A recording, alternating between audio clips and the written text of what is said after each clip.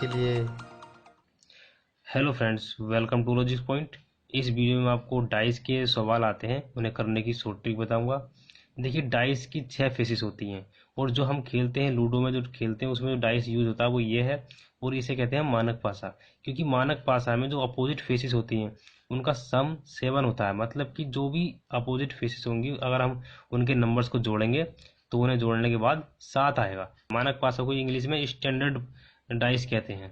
तो हम इसकी बात नहीं करेंगे क्योंकि सवाल इसका आता भी नहीं है। ये तो बहुत इजी होता है। अगर इसका सवाल आता भी है तो उसमें सवाल में दिया होता है कि मानक पासा है, तो हम इसमें देख के ही उसमें देख के ही लगा सकते हैं कि अगर उसमें पूछा है कि वन का अपोजिट क्या है तो वन का अपोजिट क्या होगा इसमें 6।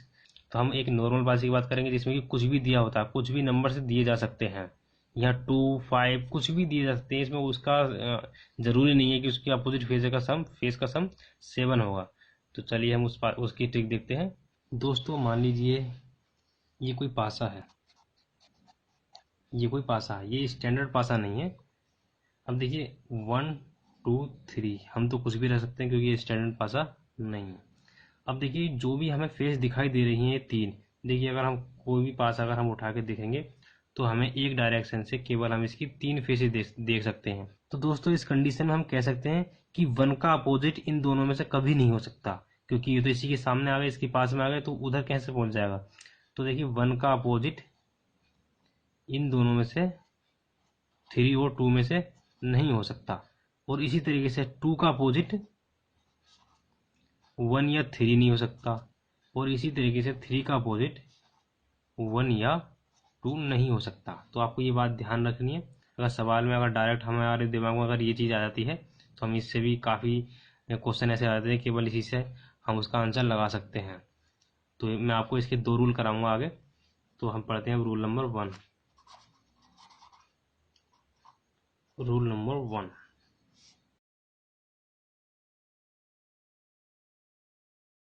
When one number is common both the dices. देखिए कहने का मतलब ये है, अगर हम 2 डाइस बनाएं,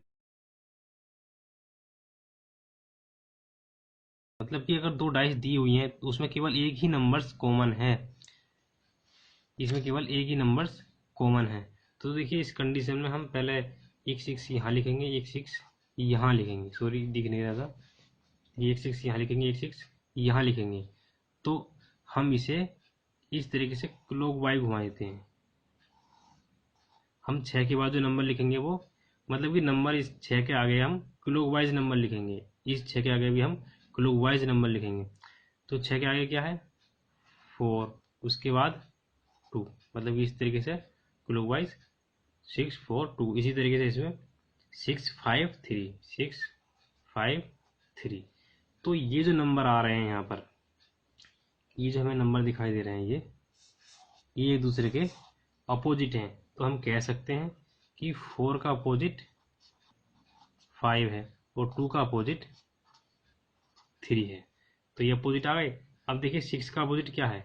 6 का अपोजिट वो है जो इसमें नंबर यूज नहीं हुआ, जो बचा हुआ नंबर है वो 6 का अपोजिट ही तो होगा। तो 6 का अपोजिट इसका अपोजिट 1 हो गया, तो 6 का अपोजिट 1 हो गया। तो हम सभी का देख लिया, हमें निकाल लिया, एक दूसरे का अपोजिट सब हमें पता चल गया। तो ये रूल नंबर 1 है, ये भी सवाल हम यूज करेंगे आगे, मैं आपको एग्जाम्पल कराऊंगा इनके। तो अब पढ़ते हैं हम रूल नंबर 2।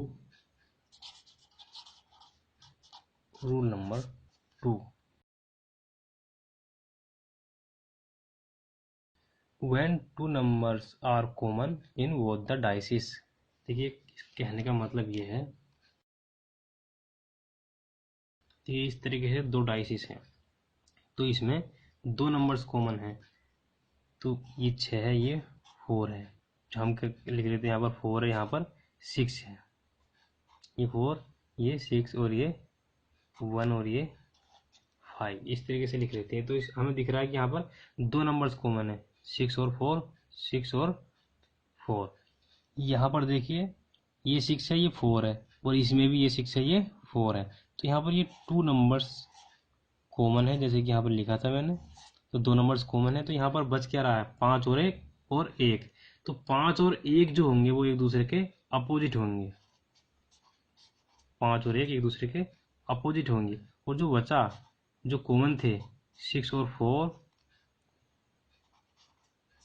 टू और थ्री में से किसी एक के अपोजिट होंगे, मतलब कि 6 इन दोनों में से किसी एक का अपोजिट होगा और 4 भी इन दोनों में से किसी एक का अपोजिट होगा। तो इस तरीके से हम इस ट्रिक को हम सवालों में यूज करेंगे आगे। देखिए अब देखेंगे हम ओपन डाइसिस के बारे में।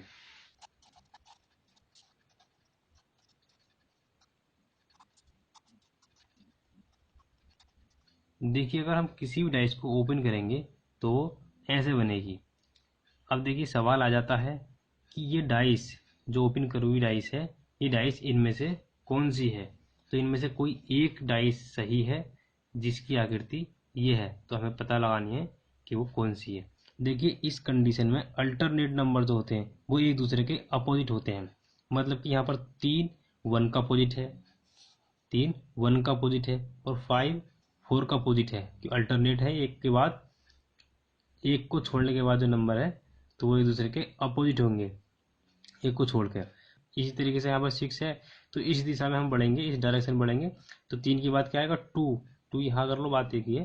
तो इसके बाद 2 आएगा तो मतलब कि 6 2 का अपोजिट है, तो यहाँ पर ये इसका अपोजिट हो गया। तो हम ये लिख सकते हैं कि 3 का अपोजिट 1 है और 5 का अपोजिट 4 है और 6 का अपोजिट 2 है। अब देखिए हम इनमें से राइट आंसर देखेंगे कौन सा है इसका। अब देखिए यहाँ पर दे रखा है, अब देखिए यहाँ पर 5 के साथ 1 है तो 5 के साथ 1 है तो इसके बराबर में आ गया। अब देखिए 3 के साथ 1 देखेंगे, 3 के साथ यहाँ पर 1 दे रखा है और यहाँ पर 1 का देखिए और यहाँ पर अपोजिट है, तो ये गलत है क्योंकि ये तो नीचे होना चाहिए था, अपोजिट में होना चाहिए था, इसी के साथ दे दिया तो ये गलत हो गया। अब अगला देखते हैं। अब देखिए यहाँ पर 5 4 के साथ दे रखा है तो ये भी गलत है क्योंकि 4 तो अपोजिट दे रखा है, 5 4 का अपोजिट है तो कई बार हम इसी। अब देखिए यहाँ पर देखिए 6 2 का अपोजिट है, 6 2 का अपोजिट है और यहाँ पर बराबर में ही दे दिया इसके, जबकि यहाँ पर होना चाहिए था इसके दूसरी साइड में, तो ये भी गलत है। तो देखिए अगर इस कंडीशन में हमारे 3 गलत आ गए और 4 ऑप्शन है तो हमें इसे चेक नहीं करना, सीधे हमें राइट आंसर लगा देना, क्योंकि राइट आंसर तो होगा ही। टाइम बचाने के लिए इसमें हमें अलग से दिमाग नहीं लगाना, इसमें हमें सीधे राइट कर देना है। देखिए एक एग्जाम्पल और देखते हैं हम आगे इसका। अब देखिए दोस्तों ये सवाल है, अब इसमें देखिए क्या है, 3 6 का अपोजिट है, 6 का अपोजिट हो गया और यहाँ पर 1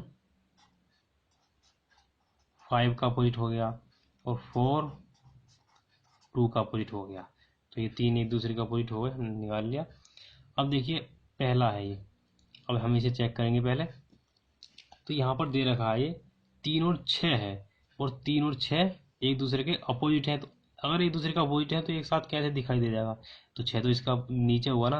अब देखिए मैं आपको एक बात और बता दूं, अगर यहाँ पर 3 नंबर्स हैं तो यहाँ पर ये 3 नंबर्स में कोई भी दो एक दूसरे के अपोजिट नहीं होते, मतलब कि एक दूसरे का अपोजिट हमें एक डाइस में नहीं दिखाई देते, क्योंकि अपोजिट होगा तो दूसरी साइड में होगा वो। तो यहाँ पर जो तीनों नंबर हैं एक दूसरे के अपोजिट नहीं है, जबकि यहाँ पर 3 6 के अपोजिट है, तो यहाँ एक बराबर में दे दिया, तो ये गलत है। अब देखिए आगे देखते हैं हम। यहाँ पर देख रखा है देखिए 5 और 3 और फिर यहाँ पर 2, यहाँ पर भी ऐसा ही है, तो ये राइट आंसर है इसका। फिर भी अगर आपको कंफर्म नहीं है तो आगे वाले ऑप्शन भी चेक कर सकते हैं। अब देखिए यहाँ पर 5 और 1, 5 और 1 एक दूसरे के अपोजिट है और यहाँ पर एक साथ लिख दिए बराबर में ही, तो ये भी गलत। और यहाँ पर देखिए 4 और 2 एक साथ लिख दिए जबकि यहाँ पर एक दूसरे के अपोजिट है, तो ये भी गलत, तो ये हमारा राइट आंसर है। अब देखिए आगे एक दो और एग्जाम्पल मैं आपको बताता हूँ। देखिए कभी कभी ऐसा सवाल पूछ लिया जाता है, देखिए आपने डाइस के सवाल किए हैं तो इसका मतलब ये नहीं कि आप ऐसा सवाल नहीं कर सकते, ये भी डाइस का सवाल है। भले ही इसमें डाइस नहीं बन रही हो, डाइस की तरह आपको नहीं दिख रहा हो, लेकिन डाइस का सवाल है ये। आप इससे भी थोड़ा लॉजिक लगा के कर सकते हैं, थोड़ा दिमाग लगा कर सकते हैं। और इसी तरीके बॉक्स के जो भी सवाल आते हैं, यहाँ पर कोई भी आकृति दी हो, ABCD की जगह कोई भी आकृति दी हो तो डाइस के तरीके से हो जाते हैं काफ़ी आसानी से। जैसे कि मैंने आपको बताया था पहले वाले सवाल में 1 2 3 जो भी नंबर्स दिए थे या डॉट डॉट जो भी कुछ आए, तो उनकी जगह कोई भी आकृति भी आ सकती है, तब भी आप डाइस के तरीके से करेंगे। तो देखिए यहाँ पर इन दोनों में से किसी एक डाइस को ओपन करने के बाद ऐसा दिखाई दे जाता है, तो ये इनमें से कौन सी डाइस है हमें ये पता लगाना है। तो ये सवाल पूछ लिया जाता है कभी कभी आजकल। अब देखिए यहाँ पर ई और डी है, तो ई और डी, ये तो बराबर में आ गया ई और डी। अब देखेंगे हम डी के बराबर में क्या है, 1, डी के बराबर में 1 है, चलो ये ठीक है। अब देखिए ई तो यहाँ पर बिल्कुल इसके अपोजिट है, क्योंकि ये बॉक्स करेंगे, वो बॉक्स अगर बंद करेंगे तो ये चारों जो हैं एक ऐसा आकार बनाएंगे और सबसे नीचे उसके नीचे ई होगा, मतलब कि इन सबके अपोजिट में ई होगा, और इसी ई इसके साथ में दे दिया, तो ये गलत है। अब इसे चेक करेंगे हम। पहली बात तो अगर 2 ऑप्शन दिए तो हम सीधे राइट खींच देंगे इस पर, फिर भी हम चेक कर लेते हैं। यहाँ पर देखिए, यहाँ पर डी और ए है, डी ए, चलो ये ठीक है, डी ए है। अब देखिए ए के बराबर में क्या है, 4, ए के बराबर में 4, और डी के बराबर में 1, डी के बराबर में 1, तो ये हमारा राइट आंसर है। तो इस तरीके से आप कर सकते हैं। इस तरीके से और भी सवाल आ सकते हैं जो आप थोड़ा लॉजिक लगा के आप आसानी से कर सकते हैं। तो दोस्तों, अगर आपको ये ट्रिक समझ में आई हो तो आप इस वीडियो को लाइक कीजिए, शेयर कीजिए और अपने फ्रेंड्स को शेयर कीजिए, ताकि आपके फ्रेंड्स भी इसका थोड़ा फ़ायदा उठा सकें। और आपने अगर हमारा चैनल अभी तक सब्सक्राइब नहीं किया है तो हमारे चैनल सब्सक्राइब कर दीजिए। सब्सक्राइब करने से आपको हर एक न्यू वीडियोज़ की नोटिफिकेशन मिलती रहेंगी। थैंक यू दोस्तों।